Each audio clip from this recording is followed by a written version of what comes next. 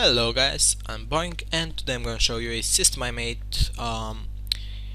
recreating spawn, warp and home commands into vanilla Minecraft. So let's start. Normally those commands don't exist in vanilla Minecraft, so because they make surviving pretty easy, I suppose, and it's wrong. So let's type in a random word like travel, and you see that three words pop in my chat: spawn, home and jungle. So for example, if I were to click spawn, I'd get teleported on spawn, well, on a green square, but let's say this is spawn. And if I were to click on the jungle one, it teleports me in a jungle, a red jungle, a red square jungle. Yes, it's not a jungle.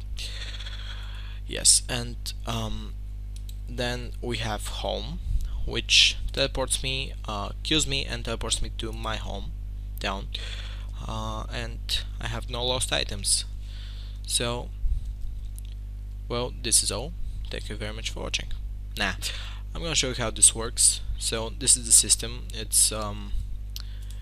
It may look a little bit strange, but it's pretty easy to make after you understand what everything does. So let's start. Firstly, this is the beginning of everything actually. So it tests whether a player has a book in quill or a writable book in his inventory that has the word travel written inside.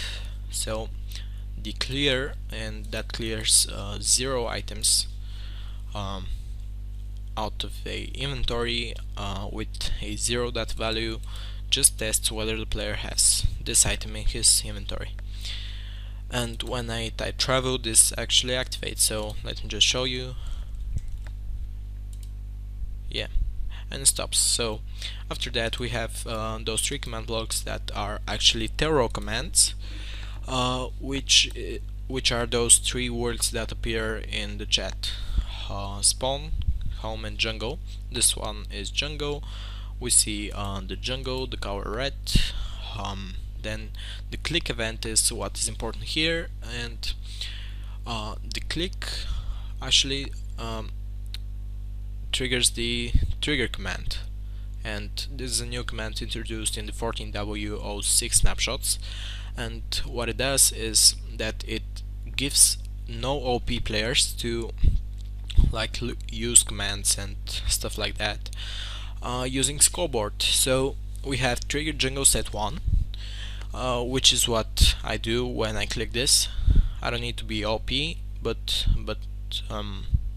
well, I'm not in a server with players, so I can't show that, but it's like that.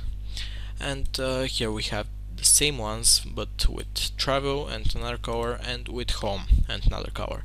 And after this, it just clears the book of all players, that book from all players, and gives them all another book. So that's in case like you wrote the word and left it there, and no one will be able to teleport like that, because it's just stuck on forever until you remember to delete it. So, and it gives to all of them. So after that, all those things happen over here. It's a bit messy, but wherever. And I'm going to show the jungle and the home one. The jungle is identical to the travel or spawn one, so I'm not going to show it.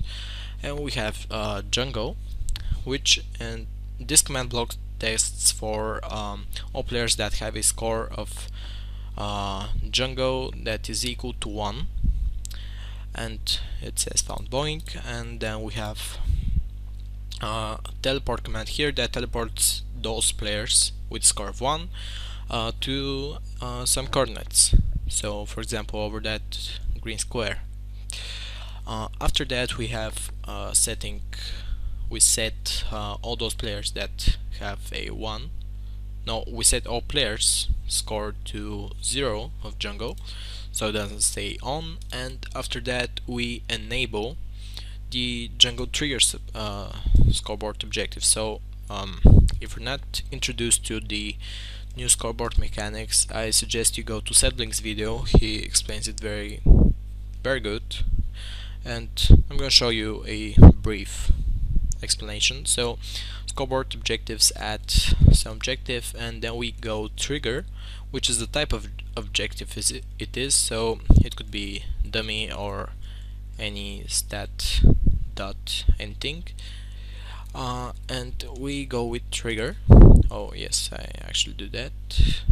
Yes, so this is a trigger objective now, and then we have the command trigger, which is also new from the snapshot, and it triggers only trigger objective could be used here. Then we have add or set, and then the value, which in that case over here, which is it, is 1. So trigger Django set 1, and this sets it, and this enables that before it can be used with other players. It enables them. So if I were to, well, I'll use it like right now, and we go Django again first time, and Django again, but it wouldn't work because it's not enabled. So if I enable it, we see, oops, no, where is it? We see that it works now.